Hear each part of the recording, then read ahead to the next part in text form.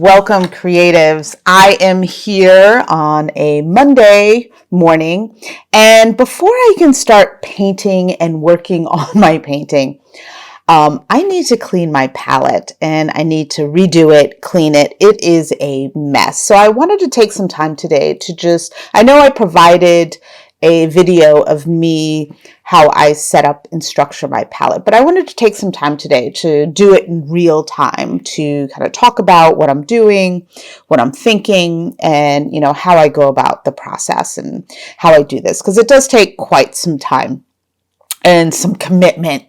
But I have found that when I do this, when I take the time to spend on my palette and, get it organized and structured, I have found that my process is a lot easier. It's a lot easier for me to navigate and work through my paintings, and actually makes the process a little bit quicker. So I'm not saying everybody, because the artists have their way of organizing their palette. And I used to, before I started doing these workshops, what I used to do is I used to just kind of squirt the color on there, line it up, and then just kind of mix intuitively, just kind of mix on the go into these messy, and I'll put a screen, I'll do a screen here of, you can see my messy piles here. And so I would basically work in these messy little piles, and I don't have a problem doing that, but I would have to mix on the go. I'd have to determine the value. I'd have like a light messy pile, mid-tone messy pile, and a dark messy pile, and I would kind of go in between. But then when I started teaching these workshops, I realized that I have to teach people and how can I teach people when I have complete chaos on my palette, right? How can I explain it in a way that simplifies it and makes it easier for people to navigate? And so I had learned this process a long time ago. I took a class, and the artist, she organized it a little bit differently, but she did organize it kind of in this way. And when I was taking the class, I was like, wow, this is a lot easier, right? This is a lot easier than what I'm usually doing. And then after I took the class, I just kind of left it. I didn't do it anymore. I was like, oh, I'm just going to go back to my old ways. And then I started introducing these workshops, and I needed a way to teach people and simplify the process so they can see it, right?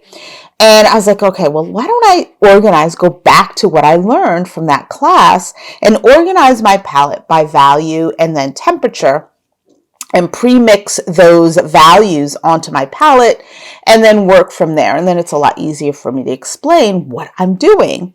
And so I started doing that, and I was like, wow, why haven't I been doing this all along?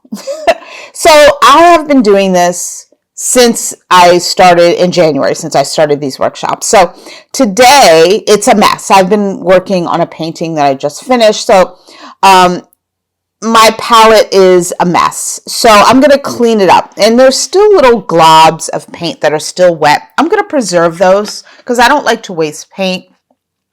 But first thing I'm going to do is I'm going to clean it up.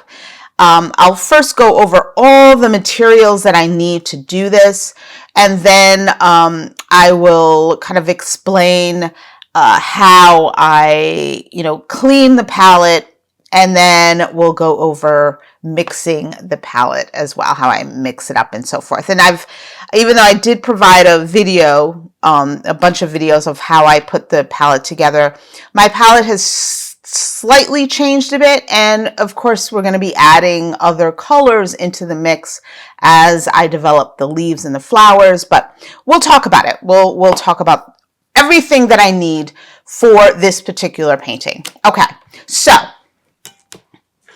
I have my palette here, which you can see. This thing here is a Stay Wet palette.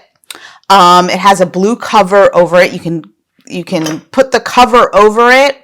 And what I do is to preserve my palette so that it stays wet longer and workable longer, I put it in the freezer. And this is just a great container to put your palette in. So I think this size, it could be like a 12 by 16. And then the actual palette inside is a glass palette, and it's got gray underneath. And here's a smaller version of that. And you can see it's glass, and then it's got gray underneath here. And these are called, I think it's the brand is New Wave. I have the link to it in my supply list as well. So this particular one is a 9 by 12. And then here is, I think this is a 12 by 16. And it fits perfectly in this Stay Wet palette. And so they have a bigger one. I have a bigger one as well that I have on a table, but that's huge. It doesn't fit in my freezer. So this is perfect. And so you can see all my little piles here and and even though I still have structure, I can still make messy piles. So it's a good thing. So what I have when I am working, and through this painting, I'm going to have two palettes here. This is my 9 by 12. As you can see, this is all the color that I used for the grass area. I'm going to clean all this up, and I'm going to use this to mix color to put on my larger palette. So I got to clean both of them. I have paper towel that I use here. I also have I have some razor blades here that I'm going to be using. They've got paint all over them, but I've got a selection of razor blades to clean the paint off of the glass. I've got some palette knives. I use two. I'll probably use these two here to mix the paint. I've got a little rag here to wipe the dust and the stuff. And then I also have baby wipes, which are like, they are like a godsend. I also, because where I'm sitting right now, I'm at my coffee table. I've got the TV. So it takes time for me to do this. So I just kind of relax and take my time doing this. And then I have the TV on and I just kind of watch Law & Order or something. Something that I can listen to in the background. And I just kind of I just kind of sit and work on the palette. And I also have a plastic bag because I am in my living room. And I don't, when I'm wiping the palette and there's paint on the paper towel, I don't want that to fall anywhere. I don't want that to get anywhere. So I have, it's like, I can use a paper bag or use these plastic bags, and I have it like a little garbage bag next to me that I can put all the used baby wipes and paper towels that have paint on them, so that I'm not making a mess in my living room or on the carpet or whatever. And then I have my paint. The colors that I'm using in this class, and I'm just going to go over my main palette. So this right here is my main palette. This is what I use for my skin tone and for the hair and primarily most of the painting. And then I will use for the grass and the flowers, I will either break out this palette, I have a disposable palette I can use, and then I have a larger glass palette as well. But I think I'll stick with this 9 by 12 because I can kind of hike it up onto my pedestal thing there. So I'm going to be redoing my main palette. So I use this palette for all of my paintings. So I've got several paintings going on right now. So I will use this same palette for all the paintings. And it gets messy. This will last about 2 to 3 weeks. If I keep putting it in the freezer and, I run out of colors, and then that's when I kind of mix on the fly. But if I give it enough paint, this could last about 2 to 3 weeks, pushing it with 3 weeks. The paint does dry. It does. And it does get a little dry film on top. So you kind of have to rework the paint. So, which is pretty good. You know, that's usually the life of a specific painting. But when it gets like this, it's time to clean my palette, because then I start feeling a little uneasy.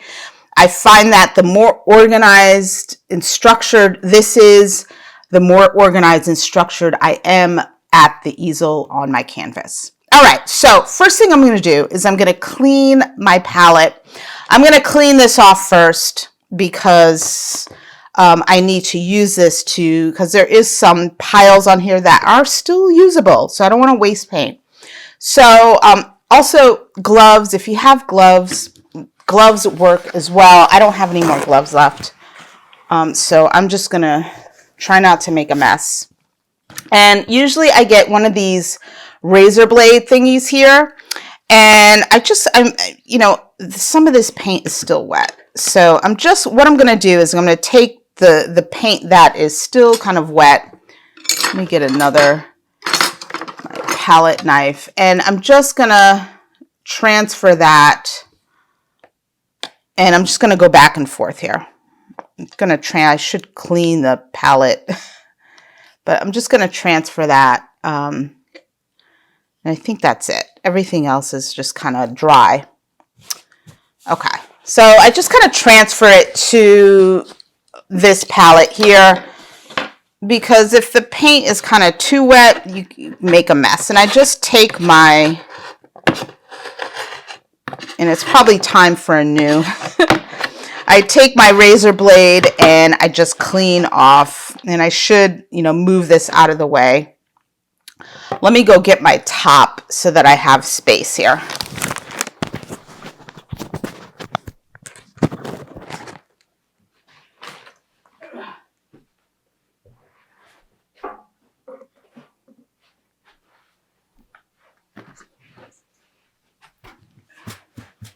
All right. So here is my top that fits. It doesn't really, you know, close all the way anymore. But I can kind of work.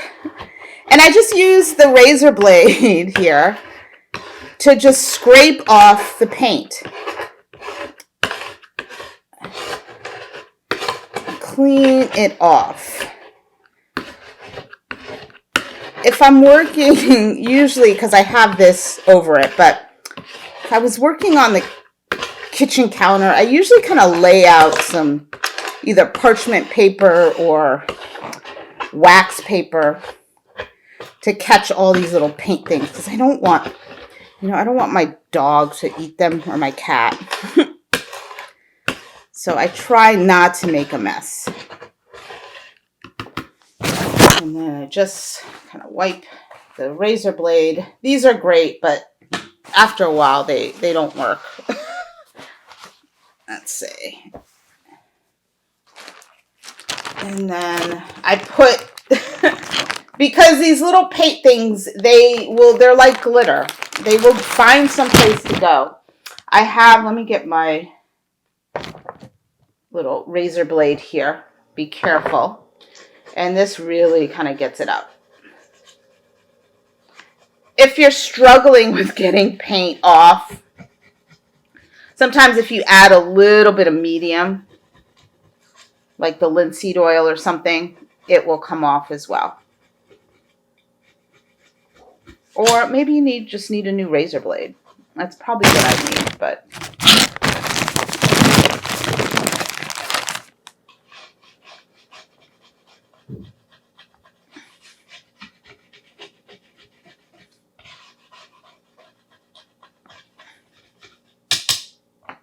I'm just going to take some of the baby wipes. I'm just going to kind of rub and wipe, see how much I can get off by using the baby wipe. And sometimes that works as well.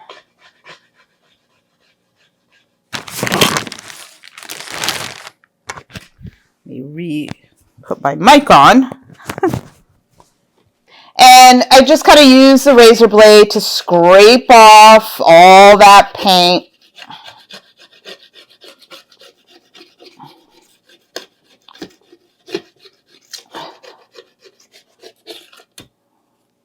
And then I take the baby wipe to just kind of wipe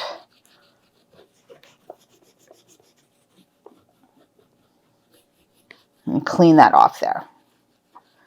And that's not perfect, but it works. It's doable. It's enough. And then I kind of take my little kind of rag here and just kind of wipe it so that it's not wet.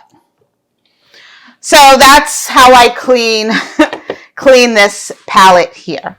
All right, so I put this to the side. Make sure I have my little garbage bag. I put this to the side because that's what I'm going to use to mix with. And I have my little top here. And now I'm going to clean off this. Now, this is like overwhelming. There's a lot that I need to clean off here. And what I like to do, I don't need to clean off the entire right now because there is some paint on here that I do want to preserve because the mixtures are still good. So I will work I will clean off one column at a time, so I'm going to start with the yellow ochre, work that, clean this area off first, right? And then I will work each column at a time. All right. So that I don't need to, because I need this area here to mix off of. And if I put all these colors on there, I wouldn't have enough space. So what I do is, this column right here is kind of like a play column.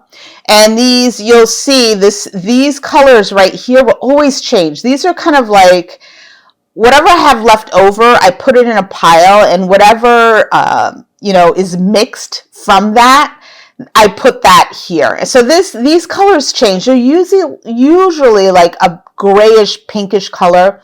And these are amazing. I use these all the time. So I always have a little section. This was kind of, I had some green in my last painting. So I do have room to kind of make my little piles as well. So I try. So what I do is I just kind of determine, do I have any good paint here? And I do. I have some white. I'm just going to kind of let this, because this is kind of dry, I'm going to let that go. But I'm going to go in here. I do have the yellow ochre here, and I'm just going to put that in there. And I'm just going to try to save what I can. And some of these are kind of dry. I'll just see if I can preserve them here. And I'll just kind of put them on the palette here. Where's my other?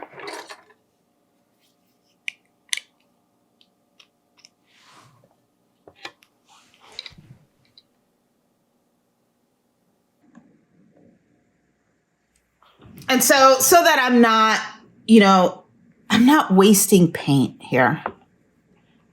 I still have paint that I can still kind of work with. All right. And then everything else, I think everything else is kind of blah. So I'm going to let that go. And what I'm going to do is clean my palette nice. I'm just going to take my razor blade and I'm just going to focus on, I have some orange there. I'll leave that on there. I'm going to take my razor blade and I'm just going to clean this area here.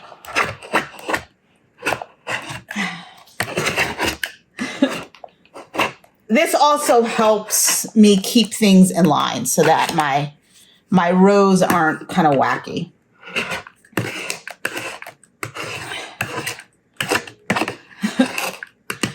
And you notice all that paint there. Again, that stuff's like glitter.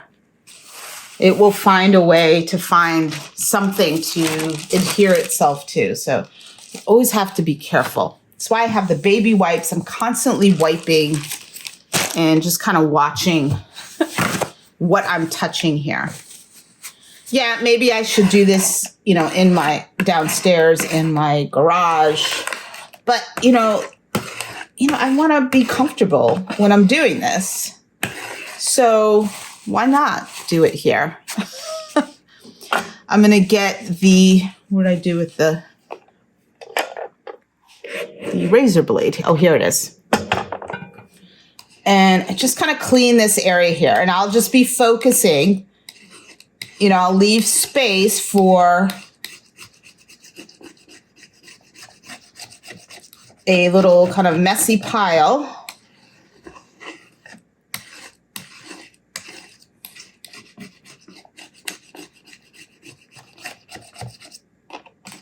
And then let me get over here. Boop. I'll clean that up. Okay. So I've got a clean space right there, and I can try to put my razor blades in spaces so that I don't make a mess here. So then when I do that though, when I would just work one color at a time, then I don't have to, put out all of my colors. I can just kind of work one at a time. So I'm looking for my yellow ochre and my white here. And those are the only colors I'm focused on here. So I'm just going to add to my palette here. I'm going to add a little pile of white, and then I'll add a little pile of white to my workable palette. And I'll do the same. I'll add some yellow ochre at the top, and I'll add some more yellow ochre to my working palette here. So I've got my main palette, and this is where I'm going to work off of. All right, so I've got two palettes that I use. So I scrape, and I kind of use this to kind of scrape paint back and forth, and you want to mix it really well. So we have our various lines, right? So we've got our main line, right? Out the tube. And this is kind of the most saturated this yellow ochre can be, right? This particular color out the tube. So this is the main color. And what we're going to do is we're going to create a value scale here. And so I think I did 1, 2, 3, 4, 5, 6, 7. In the other video that I provided, I think I only did 6 lines. I'm going to try to do 7. So I'm going to do a value scale going down. And this would be line 7 right here. And then the next one will be line 6. So I'm always kind of comparing. So I just kind of add some of the yellow ochre, right? And it needs to be a little bit darker than that. So I'm just going to add just a little bit of white. And I don't need to mix a ton. I can always go back and mix more if I need it. Remember, because I don't want to waste paint. And I just want to kind of compare this with my yellow ochre out of the tube. How different is it? Does it look the same?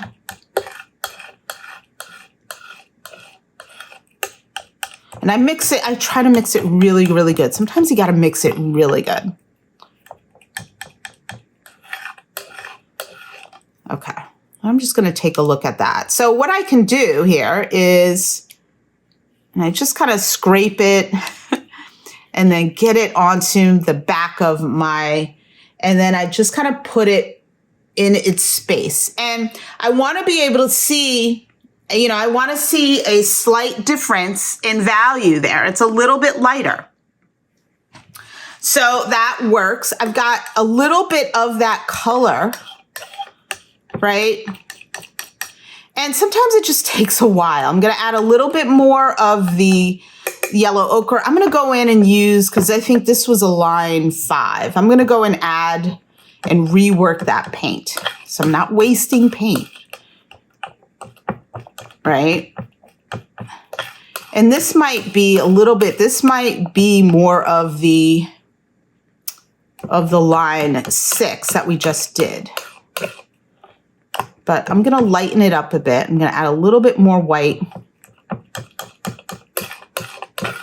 Again, spending time mixing it. Some of that paint that you reworked can be a little rough.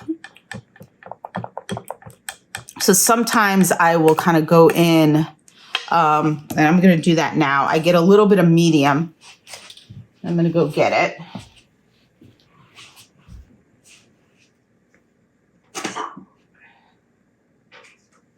Just to loosen stuff up a bit.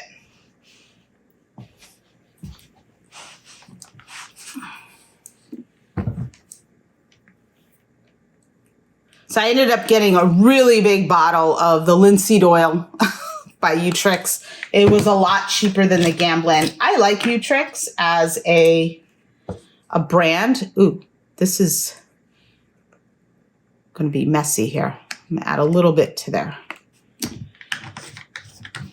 And I just kind of dip my palette brush in it. I really don't want to like put a ton in there. And it just kind of loosens the paint up.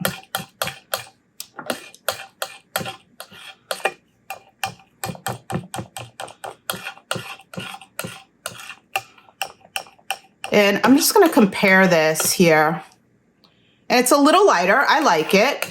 Now, sometimes you got to go back and kind of see what's kind of going on here. This is going to be my line that's 7, 6, this is line 5 there. Sometimes, you have to re-see it. Sometimes you don't get it the first time. I'm just going to go in, add a little bit more. I'm going to add some of the other paint there that I preserved.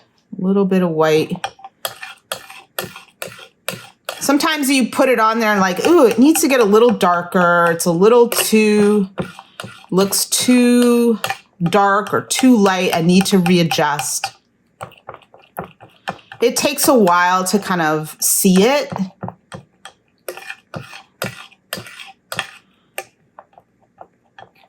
And this is why. This is kind of, I'm going to dip in a little bit of linseed oil. This is relaxing. It's become very relaxing for me to sit here. And I think that works. I think we'll just see. We'll get it onto the palette there. And let me step back and see that. That might be, I might need to rework that. That's a little too, needs a little bit more. Boop. A little bit more. And that's what I'm saying. Sometimes you just need to kind of put it up there to see it, to see if it kind of works.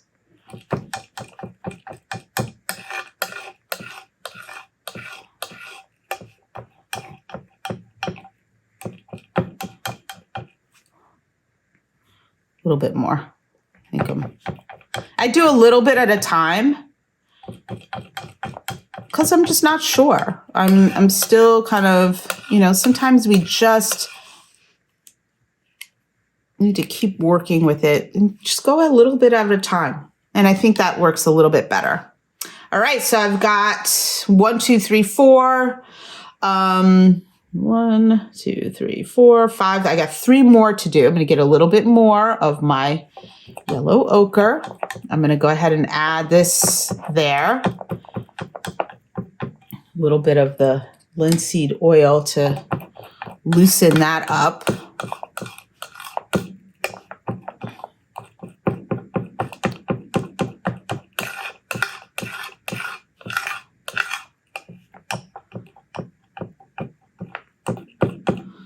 Look at that and see. Sometimes you just have to step back and just kind of observe to see. I just want to see. Oop. And just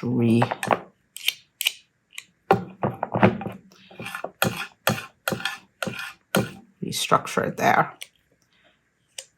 And let me see here how that looks. Stepping back, I think I need to work it a little bit more. I think it's too similar. So a little bit more white.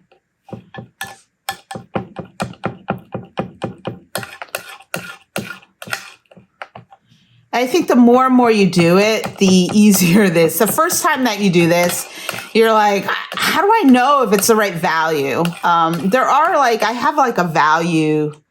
I do have like a little card that I use, but even still, it can be kind of daunting to, and that's a little lighter. That works. All right, I keep going, and I've got some paint accumulating here. So I'm just going to get that on there. I'm going to take this here because I have got 1, 2, 3, 5, 6, 7. I got 2 more to do. So now while I'm getting lighter, I'm using less of the yellow ochre. So sometimes when you get to this point, sometimes it's just easier to start with your white. You have whatever's on your brush, but to start with white, instead of adding the yellow ochre, you use what's left over on your area here, and you start adding the white paint. And that usually makes, you can get to that lighter shade. So as you want to get, when you want to mix a lighter shade, like a light, it makes a difference where you start, what color you're starting with, your base color. And I think that works here. Let's see, I'm going to put it there. Yep, that works. So here I've still got kind of excess paint sitting here, but I've got 1 more to go. So we've got 6. I'm going to go down to a line 7. So I just take a chunk of the white. I'm not going to pick up any of the yellow ochre at this point because I already have a little bit here in my little pile here. And I'm just going to mix through it, keep adding some white until it gets light enough. I don't want it to be too light. I can always adjust. That's my dog snoring right there. And I'm just going to put that in there. Step back and take a look at and I think that works. So I've got my yellow ochre line. I basically just kind of clean up any areas here that I have not used, and it will go into a little pile here. I think I can preserve some of that. I'm going to wipe my brush here and move some of that yellow ochre to my main pile there. Get some dog hair in there. And then, so now that I've got a little white, so I'm just going to take some of that white. I'm going to put it in the pile there. And then I just kind of clean up the whole area here and move any of this excess paint to my little pile right there. And I clean off and then I take my razor blade and I just kind of clean off all this area here. So I have a nice clean spot for my next color.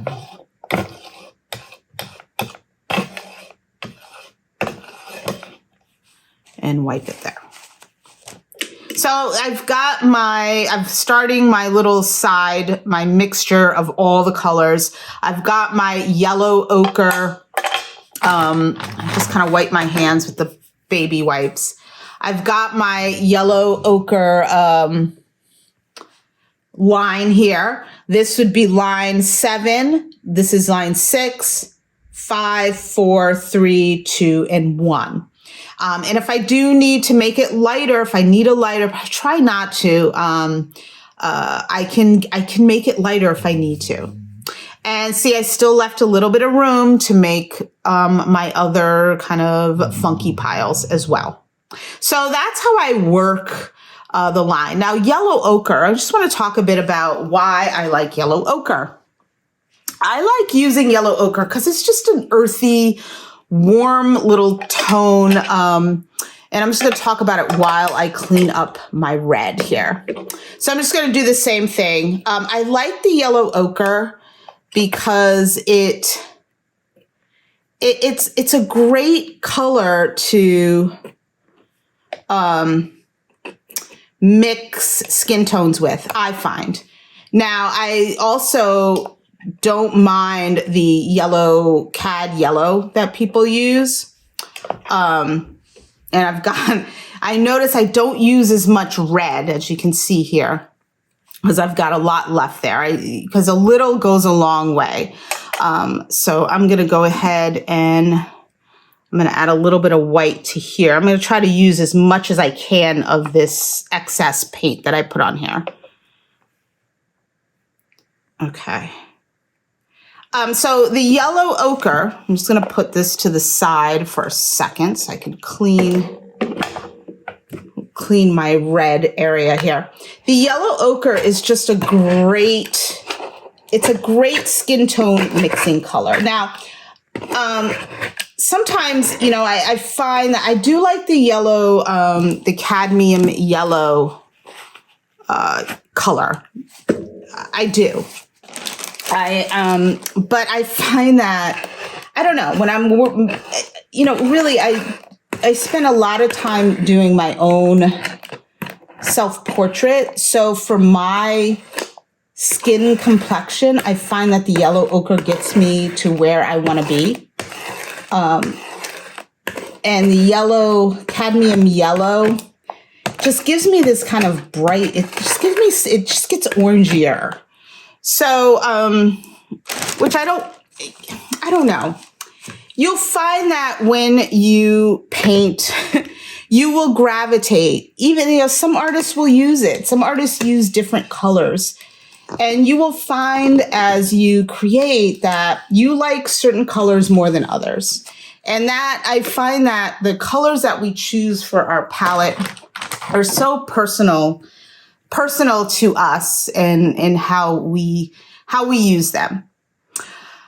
So if I was doing a lighter skin tone, I probably would add a little bit of cadmium yellow, medium or light in my palette. I may, if I was doing a really fair skin, I may, because it just gives me a more peachier tone, than the yellow ochre, which is I get more of an olivey kind of browner skin tone, earthier skin tone. So I always suggest, there's so many different yellows. Some people use Hansa yellow, which is a little less expensive than the cadmium colors. But you can definitely, let me move this down a bit. You can definitely, practice. And what I suggest is just getting, starting with either color and just kind of practicing, mixing the colors and see what it does for you. Rather than, you take a class and the teacher says, get this color. No, you won't know how the color works for you personally unless you actually use it and kind of play with it. So now I'm ready for the red. I cleaned up my space. I've got my space so I can give myself a line here. And I've got all this, you see, I don't use the cadmium red as much. And so I'm not going to add any more paint, but I am going to keep myself organized. I'm going to put that away and I'm going to take out my cadmium red. I'm going to add, some of it to my main palette here. Cadmium red is very orangey. It's like got an orange tone. This is cadmium red light. And I just feel that it does a great job mixing my skin tones when I mix it with the yellow ochre.